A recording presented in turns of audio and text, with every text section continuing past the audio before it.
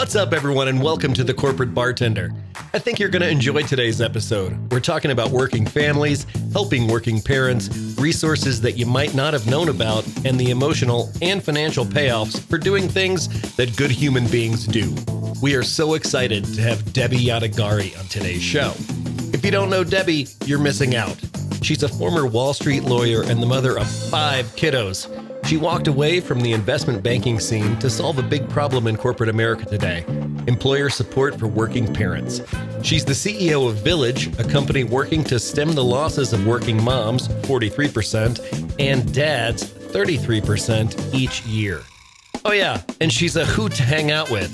So buckle up, TCBers, grab your favorite cocktail, and let's get right on into it with Debi Yadegari on today's TCB. Welcome to SkyTeam's The Corporate Bartender. If you work in HR or make people decisions in your organization, this is the place to be. Now pull up a stool, belly up to the bar, and join us for The Corporate Bartender. Awesome. Well, welcome, everybody. It is fantastic to see you all. It is everybody's favorite day, right? It is Wednesday. It's the Corporate Bartender Day. And here we are, 22nd of September, episode 102. So we've been at this for a while. It's nice to see people that dip in and dip out. Haven't seen Chuck in a while. It's good to see you back, Chuck. I understand that we missed you too. And I understand that people have like life and work commitments that happen around 4:00 Mountain on a Wednesday. But when you're able to carve out a few minutes and hang out with us, that is awesome. So today we've got a fun day, right? We've got a guest today. Debi Yadegari is here. Say hi to everybody, Debi. Hello, everybody. Excited to be here. Let's give Debi a big TCB welcome.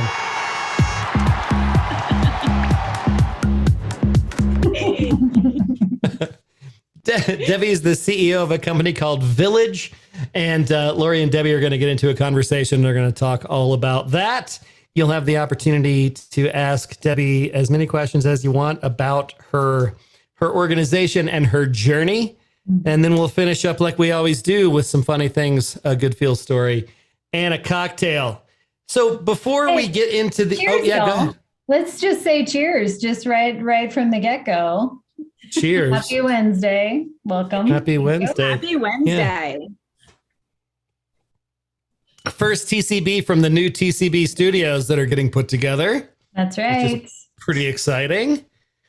Our news today is interesting. And Lori, I'm going to let you lead this because our news is all focused on stories that Debi is in. See what I did there? Right? So, and I love this first article because it takes me back to the 70s and my childhood. Who loves you, baby? Is the title of this article. Makes me want a lollipop. Yeah. So, I was actually perusing the Villyge website. We'll talk more about that here in a little bit. And there's a lot of links to articles and information there relevant to this topic. And I kind of anchored on this one because I felt like there was a lot of good kind of statistical information and just some really great concepts about this notion of working parents. And one of the things that I noted out of this was to kind of think of the comparison of kind of historically, what was the perspective around this? And historically, right, this parenting or the baby situation was predominantly a woman's issue, right? And it was centered on maternity leave. Well, and it was considered, it's only hard when your kids are young, right? So it was this really limited scope and perspective about parenting and the challenges of that and who's responsible and what does it take. And a lot of that just was minimized and just was quiet, right? And that it wasn't seen as a bigger picture caretaker issue or a, gender neutral issue. It was very focused on women. And one of the maybe bright spots of the pandemic and the situation is that it has illuminated a little more of this caregiver challenge that happens in the workplace and brought more transparency to that and more voice behind it. So I thought that was kind of an interesting perspective that I hadn't really thought about in terms of that dichotomy. And that's one of the things that Villyge focuses on is making it we look at it through a gender neutral lens. And so it also helps kind of bring women to, equal playing field in terms of, it's not just up to the women to sort this out, and that it is a bigger picture. And it gives a lot more credit to the men who are dads, who are involved, who need to be seen and heard and given the same opportunities. And so there's a lot of good stuff in there. But this was interesting. So Gallup reported in February of 2021 that there were 493,000 more women than men who have now become absent from the workforce since the pandemic began, right? And part of that is because of, family responsibilities, that they're way more likely to give up their roles before the dads do or the men do. But it's also because a lot of the jobs held by women were more heavily impacted by the pandemic, right? So the kinds of jobs that women were having were, people were being laid off and that sort of thing. And so it's kind of compounded this issue about women's equality and opportunity and promotability and, progression in the workplace. It's been kind of compounded through this, which we've talked about before on Bartender as well. And there was another, pandemic notwithstanding, 43% of moms quit within 3 months of becoming a parent, right? That it just becomes like, I can't, this is too hard. And a lot of that is around my employer is not willing and able to, modify what's going on or be flexible in that. So, really this movement towards employers supporting that whole family structure, right? Not just focused on take your parental leave or your maternity leave, but the whole bigger picture of that family structure. It has these trickle effects across the whole organization, right? People are able to stay more engaged. They're able to be more present. They're able to, all of those things. There's more loyalty and retention. So this concept of ROI, why should employers, focus on this and invest in this, is significant.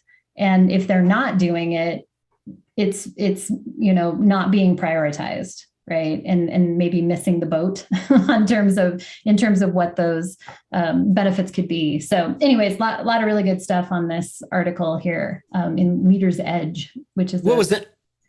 Go ahead. Yeah, what was interesting to me about it is I was just kind of reading through it and thinking about all the things that we do. A lot of us here are HR people, and we've been involved in making these decisions around how we make accommodation for folks forever. And it just got me thinking about all the things that we do today versus all the things we did not do 10, 15, 20 years ago.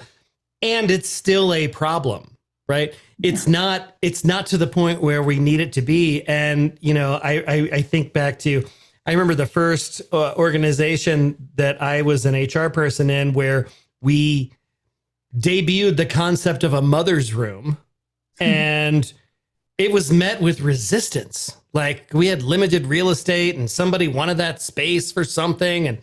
And now, it's like, I don't know where we were, Lori, we were somewhere recently and we saw one of those pop-up mom pods. That was right. And that's like, that's a thing that 10 years ago would have been like, ooh, that's an interesting thing. And now it's just like, oh, that's a thing. Right. And yet we're still nowhere near where we need to be with regards to accommodations and doing the things that normal, good human beings would do for one another. Right. And there's a financial upside to it for organizations. Is there a cost? Yes. Is there, a deal with it kind of thing? Yeah. But the upside to productivity and engagement and happiness at work is there in all counts, right? So I don't know. That's where my head went as I was reading through this. I was thinking, man, we're doing a lot compared to the old days, but it's not enough. Yeah. Yeah. Lori and Eric, you guys are completely selling my industry for me. This is awesome. I love it. I could not say it better than either of you. And yes, it's absolutely shocking. And there has been an evolution, but there's still a long way to go. And I do think that one of the bright sides of the pandemic is that it's now a topic of discussion at the very least. Before the pandemic, just to take a step back, what Villyge does is we work with organizations to support working parents. We connect employees one-on-one with experts, preconception to college plus elder care. And we also work with management to create parent-friendly workspaces to help managers think about what they should be saying and what they should be doing to create an empathetic atmosphere. And before the pandemic, there was a lot of educating HR and benefits, specialists. It was like, this is really a thing, like the pants, right? Like we didn't know that these things existed. And now we're not quite to the stage where it's like, okay, here's the competition. We know we need it. Which company do we want? But we're headed in that direction. So it's very exciting. But we still have a long way to go. And what's interesting is what you touched upon, Lori, is how it's now really leveling the playing field for working women. And it's kind of interesting, right? Because working women have been kind of doing the juggle ever since Rosie the Riveter, right? There's a war, women went to the factory, we had babies on our hips, so we still had to get home and cook dinner. And how are we going to do it? So we have a few generations now that have served as role models. Who does not have a role model with the juggle is the dad. And the millennial dad is vastly different from their manager today. There's up until recently, it was still sort of a Mad Men situation, right? Where there were certain delineated responsibilities socially that are only now starting to be questioned by this specific generation.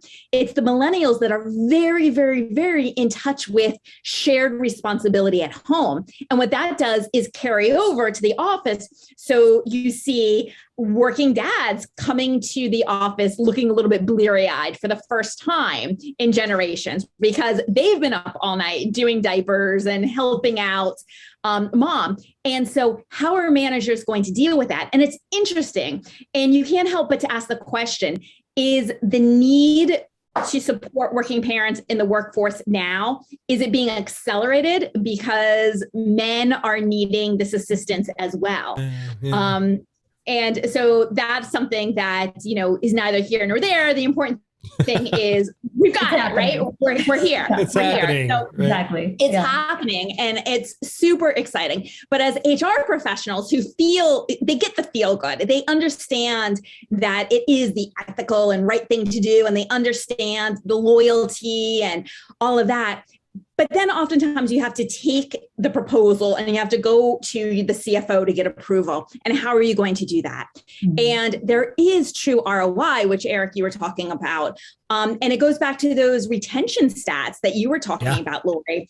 The number you were saying that 43% leave, we always say 41%. And it's a lot. However you slice the pie, it's a big chunk of people that are leaving. And when you couple that with the great resignation that's going on right now, I think there's, even statistically inclined CFOs have to look at, how are we going to affect these numbers?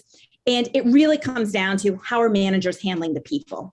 And when you look across an organization, I think everybody here can attest that, there's certain managers who will never lose employees unless there's a move or something outside of, their employees or team's control. But within an organization, there's always a few managers who, a lot of the attrition comes from that group or that team. So we support managers, we support the employees, but we also have to support the managers and bring them into the conversation and educate them on what we as the people already know just in our hearts and souls. But how do we take that out and make it actually executable? And that's part of what Villyge does. Yeah. That's awesome. So Chuck had typed something in the chat. We're just talking about the reluctance, right, to some of these endeavors. Chuck's an employment lawyer, and he's written a book. I'll plug the book, Chuck, because it's amazing. Called "Can I Bring My Pet Monkey to Work?" And it's about all the wacky things that Chuck's had to deal with over his career. And he said in chat, I had a company reluctant to have a lactation room because that room stored the barbecue grill. True story. Wow. Wow. Priorities, right? Priorities.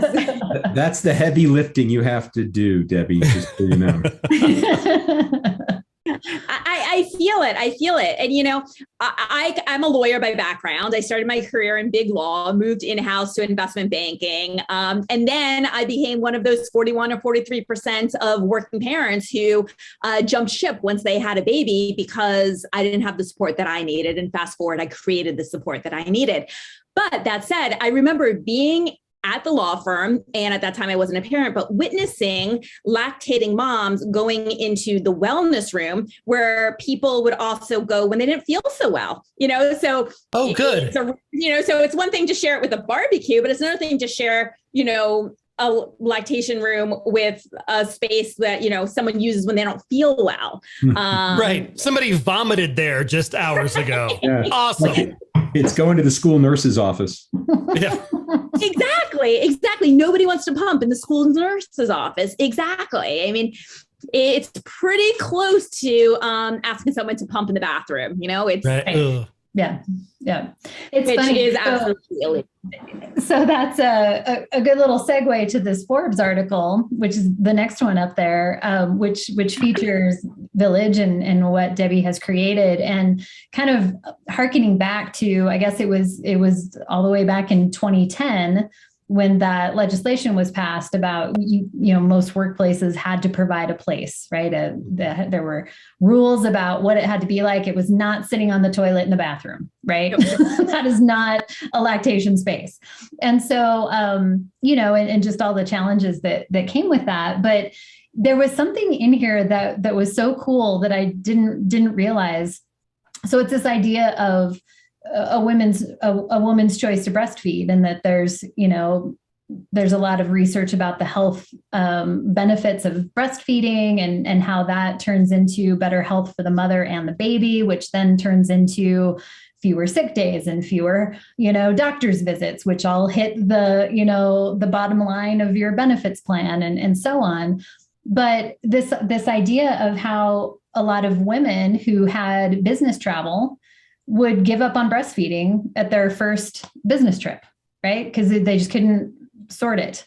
And one of the things that Villyge does, if I'm saying this correctly, is they arrange to have a pump sent to wherever that person's going. And there's a concierge there who then delivers it and gets them all set up. And it's just part of the jam, right? It's not an either or situation. I don't have to pack it.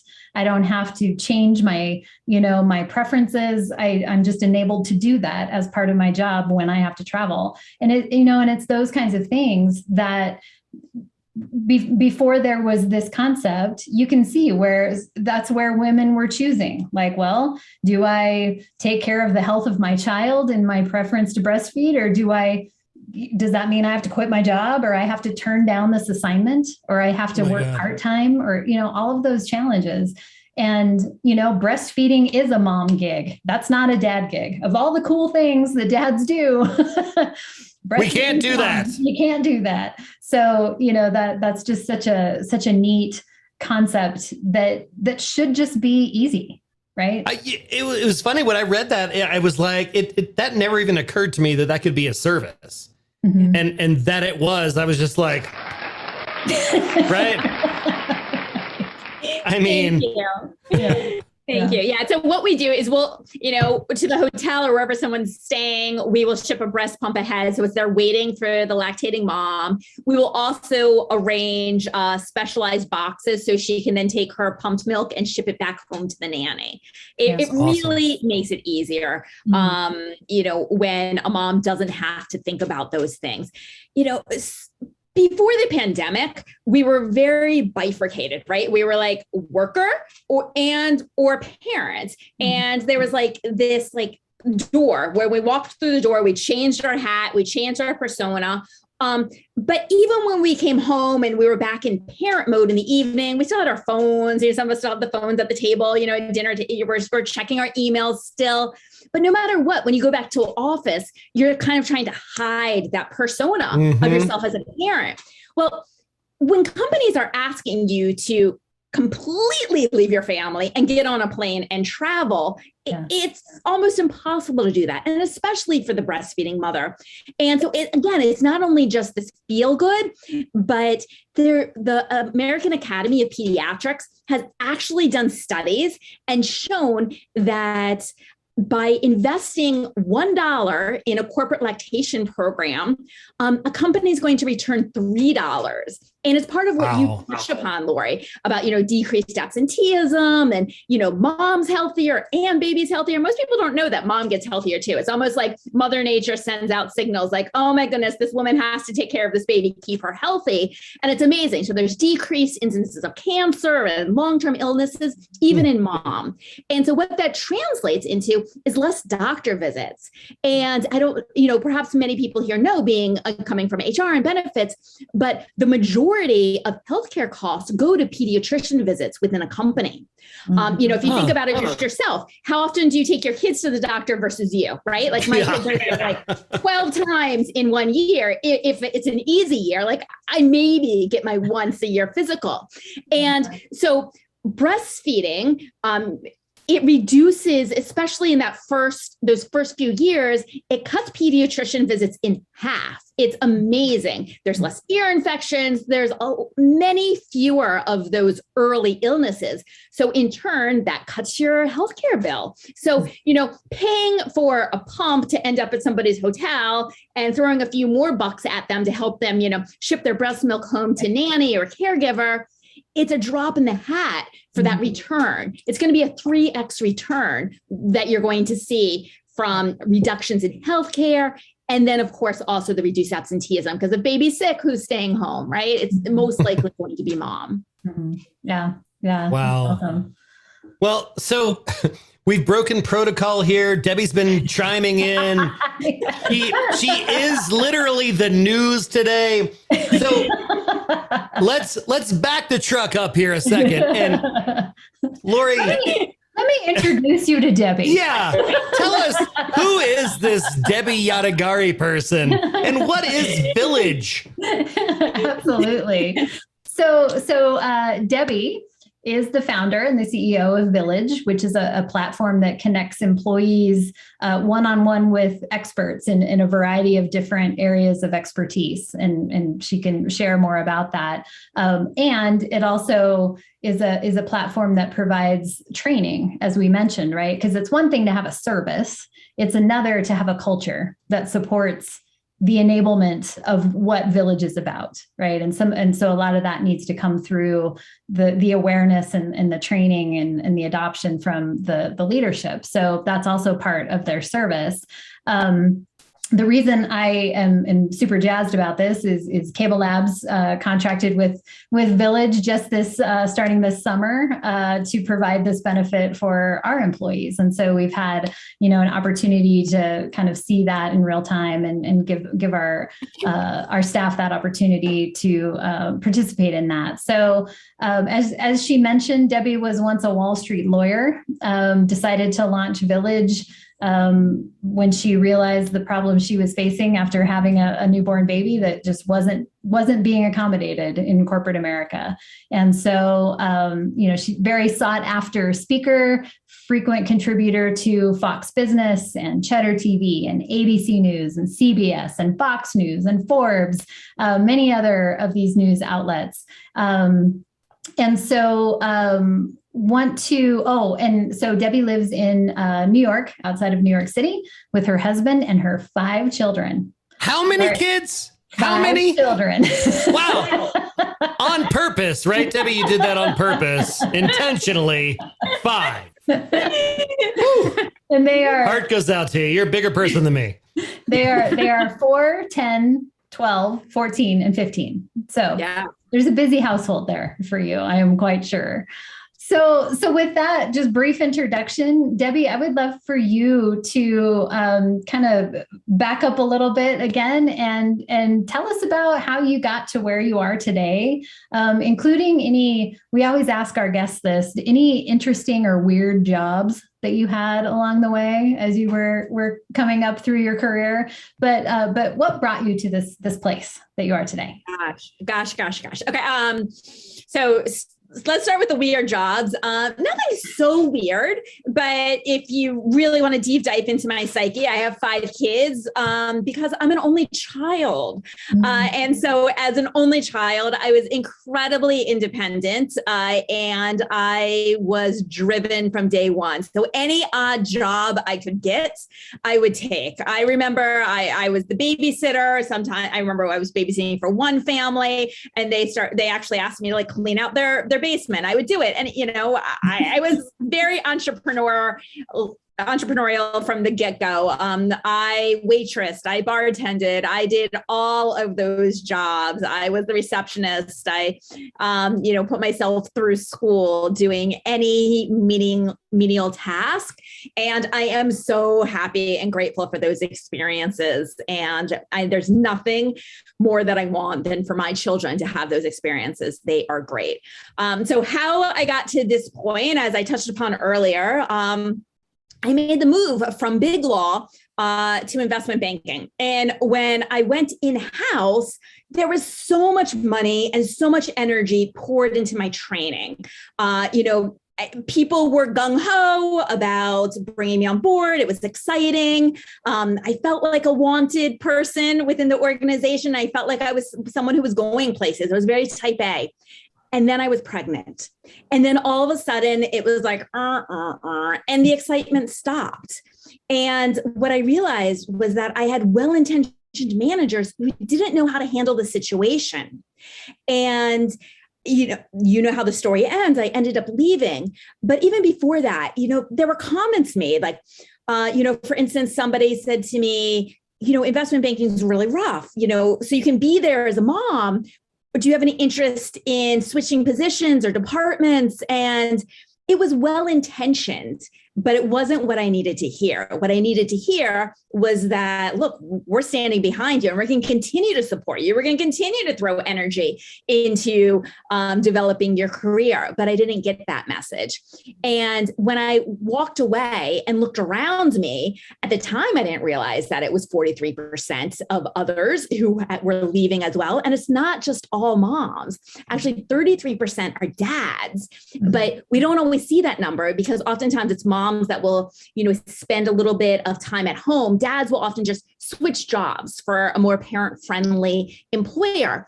And I realized that this was a problem that needed to be solved.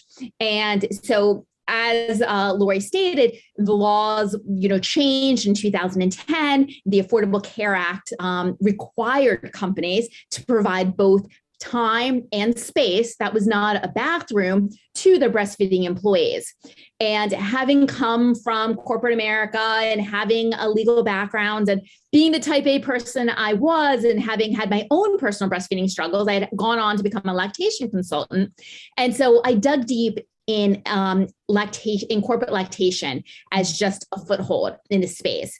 And what we realized was when we were talking to breastfeeding moms about going back to work and how to pump and how to handle the logistics, that was like a tiny part of what they wanted to talk about. What they really wanted to talk about is, how am I going to keep my career on an upward trajectory? How am I going to have a difficult conversation with my manager? How am I really going to do all of this? How do I handle, this co-parenting situation that I have? And companies started to give us great feedback that the working moms loved it, but they said to us, what can we do for the working dads? And so we said, all this coaching stuff that we're doing is absolutely gender neutral. And that's how we started to go in this direction. Very quickly, we realized that it wasn't just about supporting the parent. You can support the parent until you're blue in the face. You can have like 20 experts, following behind that parent, but they're going to be lost without a corporate culture that supports them as well. And that's what I had needed personally. And so that's what I really dove deep on in creating Villyge, was providing a solution that can both help the employee as an individual, but provides a holistic solution to really create a parent-friendly workplace. So that's what we're doing. That's why I'm doing it. And I am incredibly motivated by all of the working parents that we serve every day. We know that at the clients we serve, we've been able to help maintain an extraordinarily high retention rate post-leave. So our clients collectively maintain a 96% retention rate, even despite what's going on now. And that really shows that's not that, moms just want to kick back and, take a load off after having a baby, but when provided with the support, they can continue to be incredibly productive parts of the organization.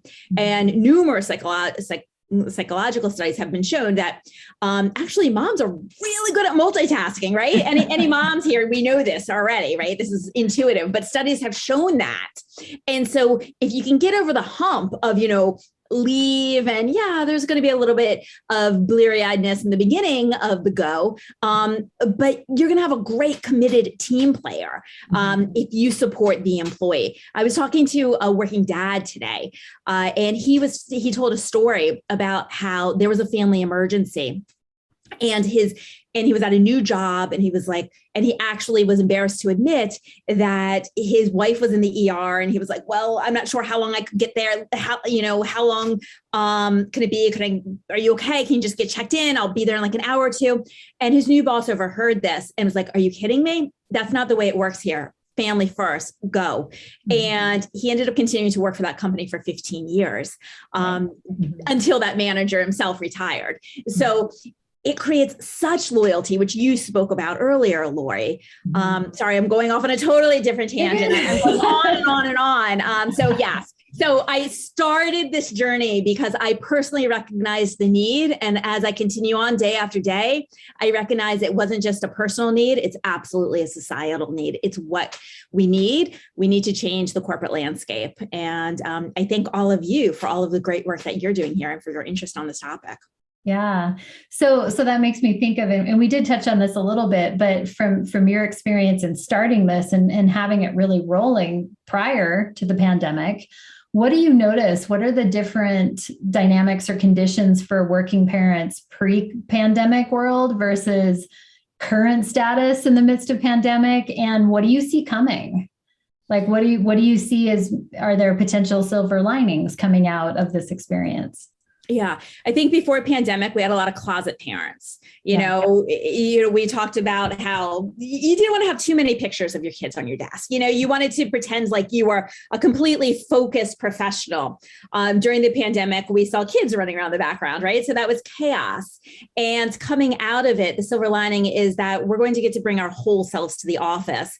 And what's changing is employees feel empowered to have conversations around their needs that are family related. So, before it might have been like taboo, instead of saying that you were going to a PFA meeting, maybe you had a doctor's appointment, Now I think it's much more acceptable and employees would feel more comfortable being like, I have to be at the school for my kid.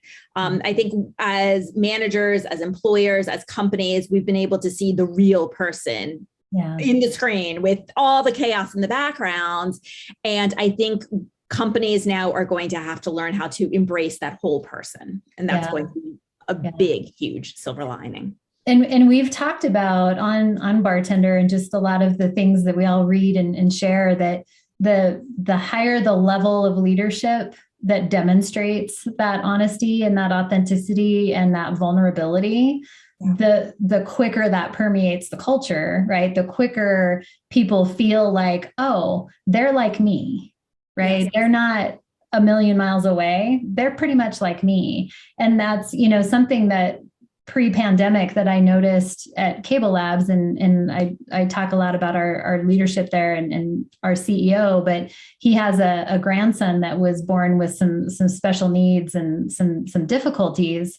And there was no question about what his priorities were. There was no question. And he talked about it. And he went where he needed to go, and he spent the time where he needed to spend it. And people would ask in public forums how his grandson was doing, and he would talk about it, and he would get choked up. And I mean, that kind of experience sets a tone for the whole organization. And so I think I agree with you that silver lining coming out of this is just the whole person aspect of what we've been able to see. And even if it's the cat that always comes across the keyboard during important meetings, right? And everybody knows that's a thing that happens in that household, or, whatever those secrets are that didn't have a choice but to become visible and present. And I think that's been such a huge shift in just the way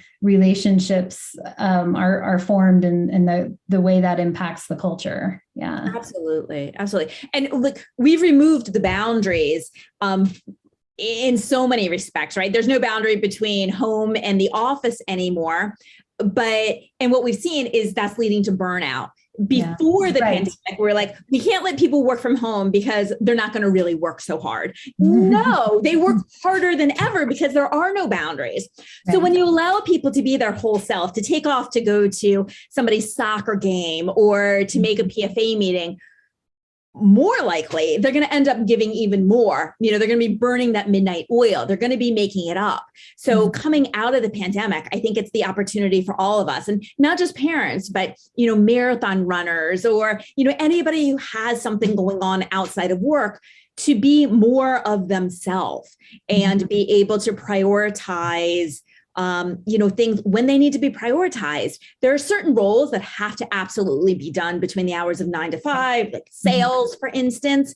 But even sales, you can do a lot of the emails and follow up and everything at a certain time, and then carve out, that time for face-to-face Zooms.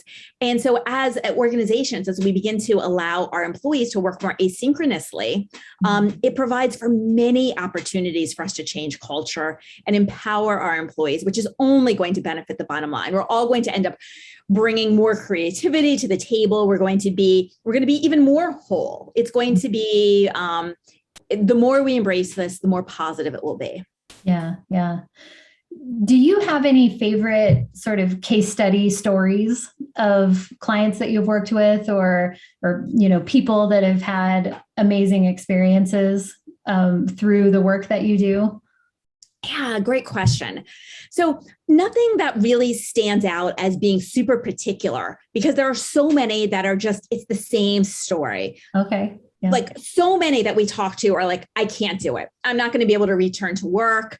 And then they do. And then they come back to us a year later and they're like, I'm so happy I had Villyge. Not only did I come back to work, but I've had a promotion and I'm successful. And I look at my child and they're so happy in daycare. And oh my gosh, if I had to stay home with them, I would have driven them nuts. They would have driven me nuts. And they're happier once they get over the hump. That's not to say that there's anything wrong with making the choice to stay home to care for your kids. Sure. But sometimes those decisions are foisted upon us by lack of opportunity to choose. And so it's so rewarding when we're able to put employees in a position to make that choice.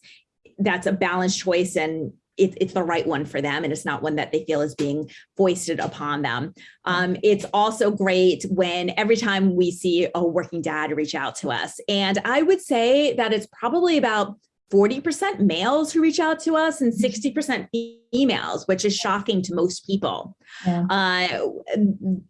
Dads are absolutely reaching out for help. Sometimes it's help for their partner, but oftentimes it's help for themselves also. There's a lot of pressure on dads today to be that super dad. We talked about so long about the pressure to be super mom, but not enough emphasis has been placed on the pressure of dad to be super dad. And there is a lot of pressure there. We talk to so many working dads who are literally getting up for every feeding with their partner, and she's breastfeeding. We're like, get some sleep. Get some sleep so that way when she's not breastfeeding, she can get some sleep and hand you the baby. Like, you've got to tag team this.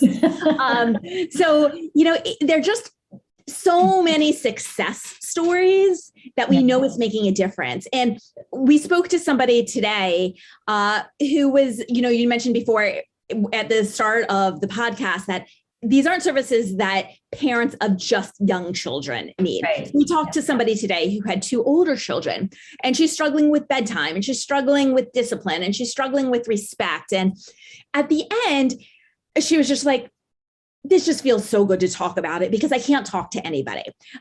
She told one of our coaches that she screamed at the top of her lungs at one of her children. And that actually works when it comes to discipline. It's not what she wants and she's embarrassed to admit it, but she said that's not something that she could ever tell to somebody else. It's not something that she would tell to her friends, that she absolutely loses it. And to be able to have a place where you can turn to release some of the mental load so that way you can be more successful, both personally as well as professionally, it's what absolutely drives me and motivates me every day. Yeah.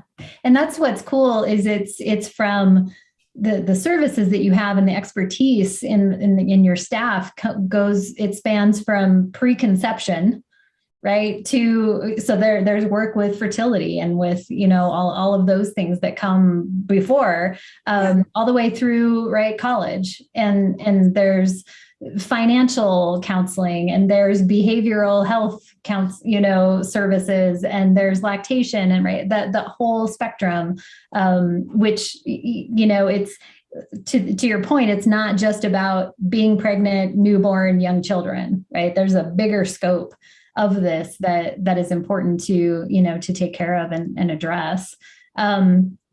So the other thing I wanted to ask is what are the topics of your management training? Like what are some of the I know you do webinars and I know you do, you can customize things, but what are the big topics that y'all cover?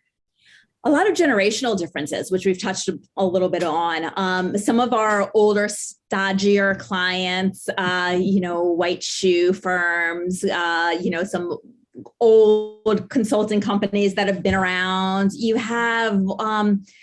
You have management teams that are more heavily weighted towards older white men who don't understand the nuances of today's family or the responsibilities of today's millennial father.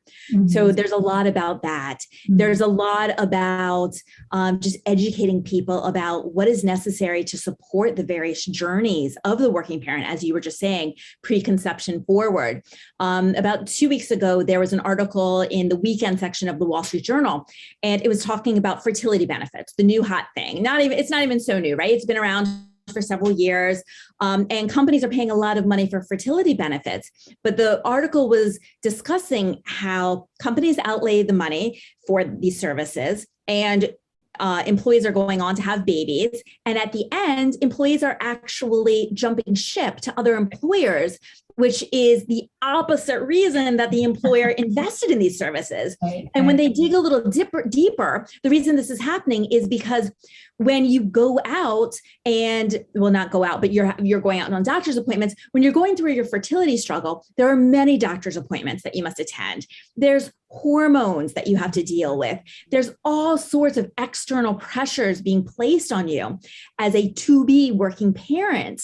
And that's what's lacking, is that support around that. And so you have doctors who are going to help you, but they're not helping with that mental load. How are you going to have these conversations about why you have to go out on a weekly basis? And, you may or may not really want to tell your manager about what's going on personally. So how do you deal with that? Right. And so it's like that disconnect, and it becomes this friction between employees and employers, that at the end of the day, what's meant to be a well-intentioned great benefit isn't serving the purpose. In fact, companies are losing the employees who are going through these services. So a lot of our training is about empathy, about, what to expect and how to talk about these things. A lot of it is also about bias. You talked about that a little bit earlier, Lori, about, don't assume that, like was my situation, that I wanted to leave investment banking, which is a 24/7 gig, just because I'm becoming a mom. Don't just assume that somebody doesn't want to go for the promotion because they're pregnant. One working mother shared a story with me once that she was a consultant. She was traveling all of the time. And after like one long trip, she was with her boss traveling through the airport, and they were waiting to get through customs. And she made the comment, she was like, I'm so tired. Fast forward a couple of weeks later, she wasn't offered the chance to travel again to go meet with a big client, and somebody else was chosen. And she went to her boss's office and was like, why did you choose him over me? And he said, because when we were coming back from that trip, you told me that you were tired, and I knew you have kids at home, and I didn't want to overburden you. He was well-intentioned. She was saying, dude, I've been traveling just like you have. I've been walking in heels throughout this airport. Like, I'm tired. Like, right? Like, you try doing that. Your words wouldn't just be I'm tired. There'd be a few expletive along the way. And so it's like, taking away those biases and teaching managers how to communicate, how to ask questions, how to take an interest, and how to give our employees grace. We have to all remove our biases and also realize that sometimes as managers, we are in a loftier position financially. We might have more childcare help, better access to things than some of our employees who might struggle and have to rush out the door because their daycare is closing at 5:00 and their daycare doesn't offer extended care, or they don't have a live-in nanny. So it's just recognition of some of these things. Or you get charged by the minute for every minute that you're late in picking up your kid. How about a nice ball of anxiety as you drive 100 miles an hour to pick up your kid? Exactly. That is not on the manager's mind when they're spending an extra 15 minutes to review something that could just as easily be discussed the next morning or even by email. Right. It's funny because when I started my current job or current employer at Cable Labs, I was in a different role, and the VP of HR that was there was about a year out from retirement, and she'd been with the company for 20 years, and lovely woman, fairly traditional, old school kind of thinker, great. But I would notice that she would routinely be in meetings at the end of the day with her boss, right? That would go until 5:30, 6:30. And she never had kids and, was, fine financially and married and all of those things. And I remember thinking, I'm like, there is no way that I would be here until 6:30 every night, just having shoot the shit meetings with my boss. I got stuff to do. Right. And it was just kind of this, I don't know. And I think it never occurred to her to say no. It never occurred to her to put any boundary around that. And I mean, she didn't have kids and hadn't been through that cycle, but I think there's also just that mentality of until they stop talking, I have to stay here. Right. Yeah. And I'm one, like, I got a hard stop at 5:30. So if we could wrap this up and, kind of empowering moms and dads, any kind of caretaker, right. Or anybody, right. This it goes to that holistic view of I'm a whole person, right? I have a puppy at doggy daycare that I need to go pick up, right? So can we have an efficient meeting here so that I'm not doing this until 6:30 tonight? And like you said, it's thinking beyond ourselves as leaders to recognize what's going on in other people's lives. Yeah. Right. Absolutely. And everything that you just said, right? The person who's staying until 7:00 to shoot the shit isn't any more productive than the person who's out the door at 5:30, having a family dinner and back online, maybe to check some emails. Right. And so we have to put less of an importance on time in the seat and really encourage our managers to set clear objectives that we can point to and be like, oh, wow, they're blowing the objective out of the water, and so we put together KPIs and objectives often for like salespeople and, people that have to make clear levels or clear quotas, but we need to do more of that with all of our team members. And that way it empowers all employees, whether you're a parent or a fur baby or a marathon runner. So that way you have that ability to be like, no, I am delivering. You might not see me, in the office late, but I am delivering so much more than the person who is in the office. And, FaceTime is a huge bias that we have to be aware of, especially as some people remain at home and some people start to transition back to the office. We know that's going to be a bias that we have to check ourselves on. Yeah. Yeah.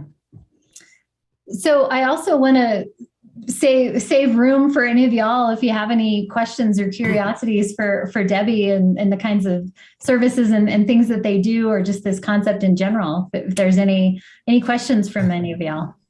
Well, people think of it. I have one. And just hearing all of the amazing things that you guys offer, it makes me wonder about revenue model, right? So how do you pitch this to, and I'll just be honest, old white dudes who typically control the purse strings in a lot of organizations today? How do you get them to buy into the upside of your proposition, Debi? Yeah, thanks for asking that question. So we go to three things. We go to attrition, productivity, and litigation. So oftentimes, a company will have a great policy, but it'll be one bad actor or manager who says or does the wrong thing that gets everybody in hot water. And we see these things happening throughout the headlines. JP Morgan 2 years ago was sued by a working father for discrimination, and he won. And it was a $5 million settlement. And while $5 million is like, nothing for JP Morgan. For JP, yeah. Yeah. The press was terrible. The press was absolutely terrible. So the old white guy in the corner office has to worry about reputational risk and also those litigation payouts and what it's going to cost the company in dollars and cents, both terms of the word.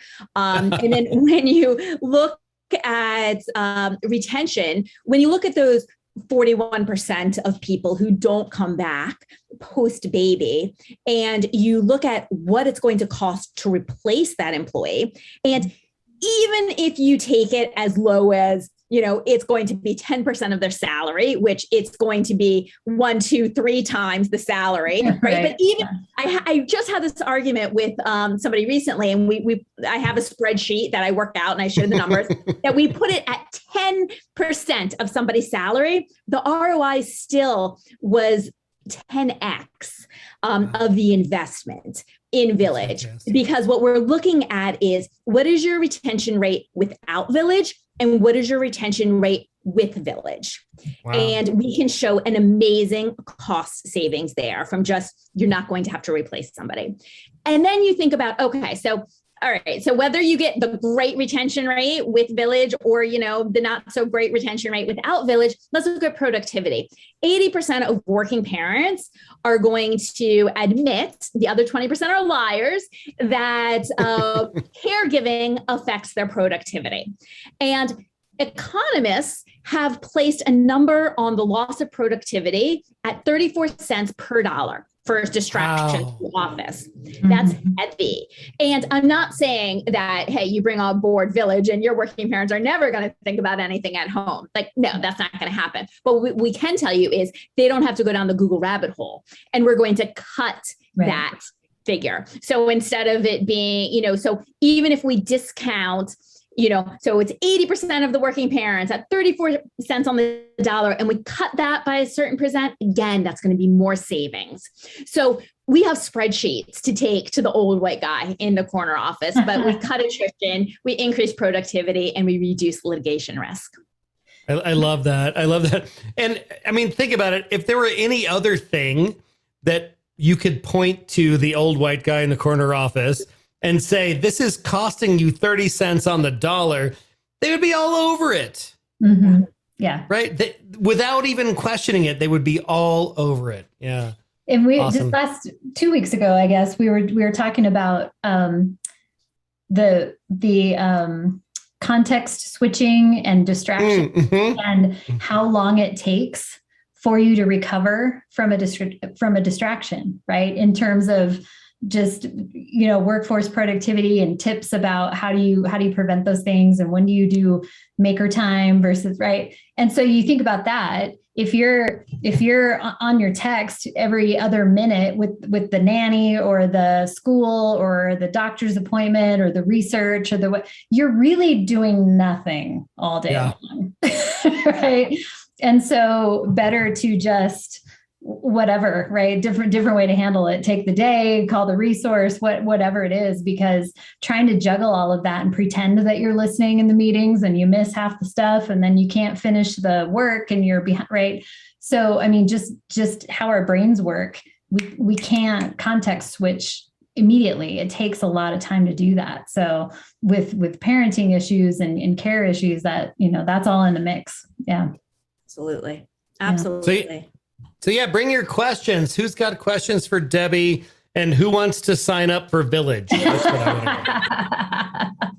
to know. Or if there's any questions that you're dealing with at your companies, if this doesn't have to be about sales, if there's anything that I can help you with, any problems that you are experiencing or policies that you're thinking about, directions you're considering going, happy to opine. I'm actually going to drop the link to their website there if you haven't already been Googling that, but a lot of great resources that are just available. Just to get a sense of what they do there at Villyge. But yeah. Or you're hired. What's that? You're hired. Do I get a discount on next month's invoice? No. Oh, awesome. Well, hey, big ups to Debi and Lori. This has been fantastic, right? Yes, this has been. Thank you, Debi. Yeah, thanks for being here, Debi. I'd encourage you, join our online network. We have a network called the Corporate Bartender Network. And a lot of these people who don't make it every week, they go there for information. And I think the information that you and Villyge provide would be super helpful to many of them in that space. And that might be a good use for you. Yeah, this has been a fantastic conversation. I love hearing about all the things that you're doing, and as socially proactive as they are and as exciting as it is, man, it kind of bums me out that we need you, right? I mean, the fact that we need Villyge to help do the things that human beings should do for one another kind of bums me out a little bit. But, just like all complex problems, having a solutions provider that has been there, done that, got the t-shirt and thought it through is way more helpful. I think about all of my years in HR when I'm dealing with an employee relations type of issue. When I had to solve the problem myself, it was hard.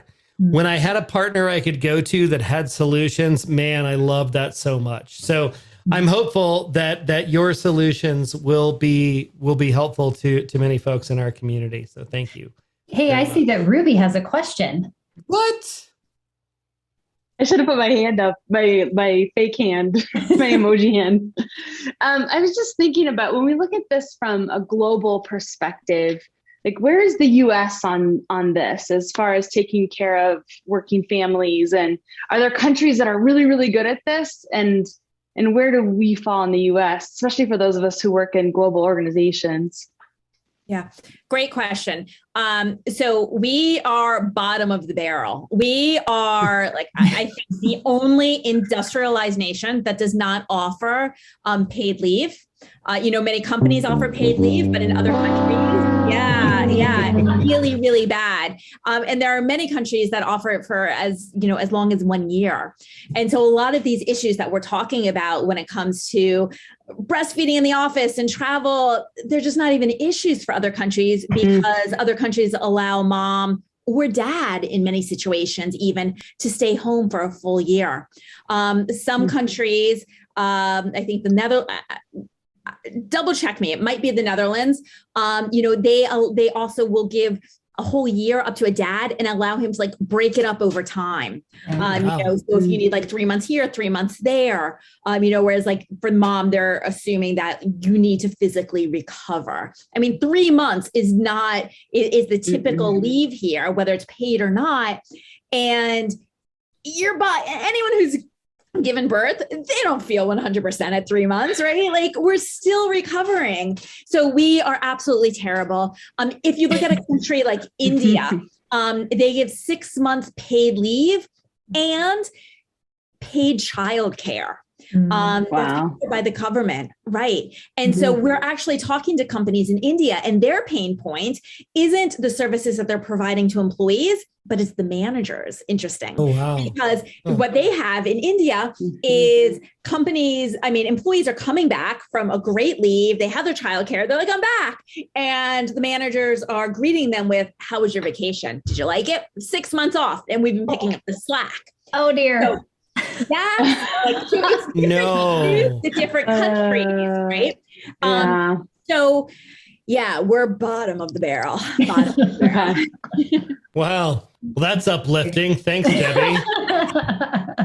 Yikes. It's that crazy, right? American culture. Like you have to be suffering in order to be successful, or in order to prove yourself, or in order to be seen, right? It's this weird thing that we do, right? That burnout is a badge of honor, right? I worked 80 hours a week. Yeah. Why would you do that? I didn't sleep and I haven't eaten since Tuesday. I win. Yeah. An interesting statistic.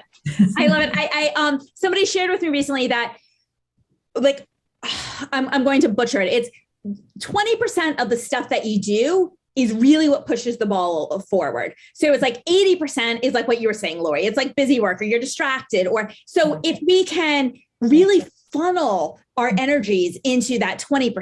And that's why it's always good to look at objectives and KPIs and like, all right, where are we spending our energy and where are we really getting the most bang for our buck? But if we can do that in all facets of our life, like we can start talking about the 4-day work week, right? It's, how can we, again, really prioritize what needs to be prioritized, whether it's our families, whether it's the assignment or the client. There are many ways that we can make it win-win, and these conversations are just the beginning of it. So thank you. Awesome. Well, thank you, Debbie. Wonderful conversation. Thank you so much. All right, guys, let's do some funny things, a good feel story, a cocktail, and get out of here. Funny thing number 1 today. This made me laugh. Me telling a joke. Sarah with no H. Ha ha. Sarah with an H. Ha ha. With an H. And because Ruby's here and we love a good cat meme, brother, I must stop you. Brother, you can't stop me.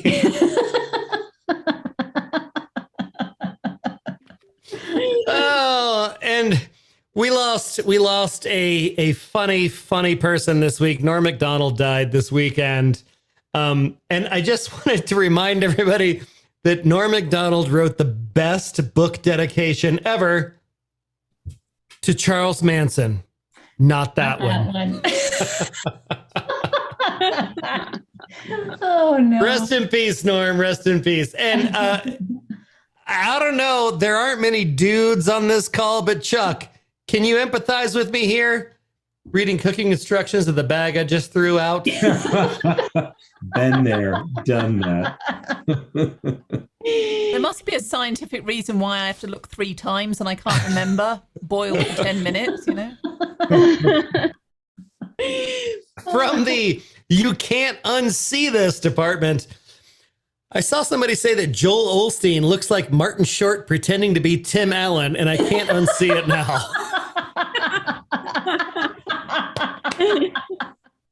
That's fantastic. And you can't unsee it, literally. My favorite funny thing today, forgot my mic was on and farted in Zoom class, and it made me full screen, so everyone knew it was me.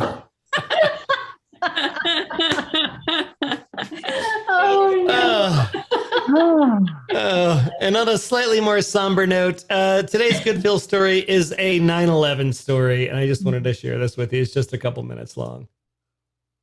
Steve Hartman has a portrait of love everlasting. After 20 years in a box, Monica Eichen is ironing her wedding dress. Crying, you're crying. Thanks, Eric. That was great. That's really cool. And today's semi-quarantine cocktail is the Spiteful Brother. It's a riff on the Almond Brother. You're going to need 1 10-foot wide house, a little bit of tequila, some amaretto. This house was built right after the Civil War. Some apricot liqueur or preserves. So there were 2 brothers, and they had a plot of land in downtown Boston. And while one was away at war, the other one built a house on most of the land. So the other brother came back. Need a little bit of lime juice. And he built the skinny house on what was left of their land just to spite the brother. You're going to need a little bit of orgeat. That house in Boston just sold for $1.25 million. Dang. A little bit of maple syrup and real estate is bananas, y'all. Bananas. 10 feet wide. Holy cow. 10 feet wide, 3 stories tall. It does have a rooftop patio with a view of the harbor, so that's not bad, but it's pretty small. And it just sold for $1.25 million. Guys, as always, thank you so much for being here today. Big thanks to Debi for being here. That's been amazing. The conversation was fantastic. I encourage you all to check out Villyge. And if you have questions for her, hit her up directly. We'll put her information on the website and in the show notes when this goes live. And I'm going to push this to the front of the rack. We're going to do this one next. So this one will come out this week. Debi just dropped her email into chat, debi@villyge.com. Thank you so much, Debi. I think the world today, corporate America, is grossly in need of your services, and we're happy to have gotten to spend some time with you here today on The Bartender. Thank you. All right, guys, thank you so much. We'll see you next week. Have great weeks, everybody. Take care. Thank you so much for joining us today.